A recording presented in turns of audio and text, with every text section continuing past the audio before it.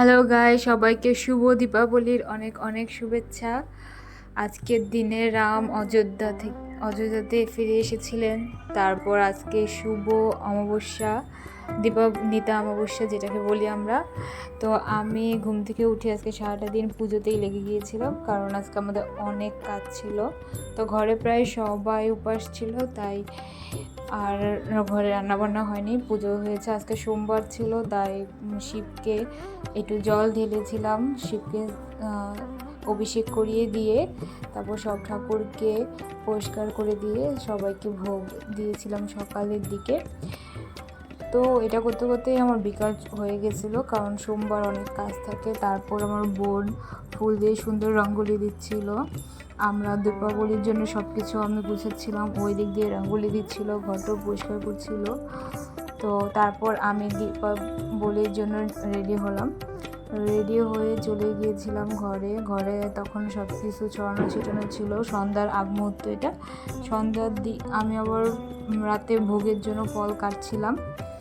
তো তারপর সন্ধ্যা লাগতে আমরা সব ঘরে আলোর রোশনি নিয়ে এসেছি। ঘরে সব জায়গা প্রদীপ দিয়েছি, মোমবাতি জ্বালিয়েছি। আমি আর আমার বোন ছিলাম। আমার মা আবার ভোগ রান্নার জন্য প্রস্তুতি করছিল। তখনও পূর্বপুরুষদের জন্য আজকের দিনে প্রদীপ জ্বালাতে হয়। আমাদের 5টা প্রদীপ জ্বালাতে হয়, অনেকের আবার 14টা প্রদীপ জ্বালায়। তো যাই হোক, এদের দেখো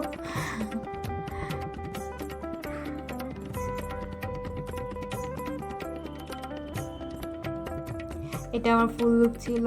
আমি দীপাবলির জন্য এভাবে রেডি হয়েছিলাম।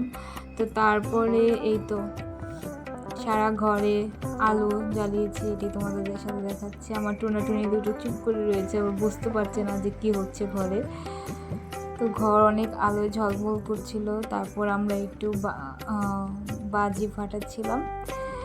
তো এটাই আমরা দুই বোন মিলে বাজি ফাটাচ্ছিলাম। ভাইয়েরা বাইরে ছিল, তাই ওরা আমাদের সাথে আজকে জয়েন হয়নি। ওরা পরে এসে আবার বাজি ফাটাবে, সেটা তোমাদের সাথে শেয়ার করব।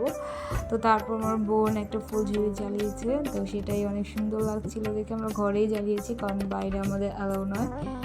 তো এই তো আমাদের দীপাবলিতে এভাবে করে মাটির খেলনা পাতা হয়। তো ভোগ রান্না কমপ্লিট করে আমরা সব কিছু গোছগাছ করে ফেলেছি। তো এরপর